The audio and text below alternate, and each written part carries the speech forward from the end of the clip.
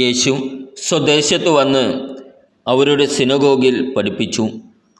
അവർ വിസ്മയഭരിതരായി ചോദിച്ചു, ഇവന് ഈ ജ്ഞാനവും ശക്തിയും എവിടെ നിന്ന്? ഇവൻ ആ തച്ചൻ്റെ മകനല്ലേ? മറിയമല്ലേ ഇവൻ്റെ അമ്മ?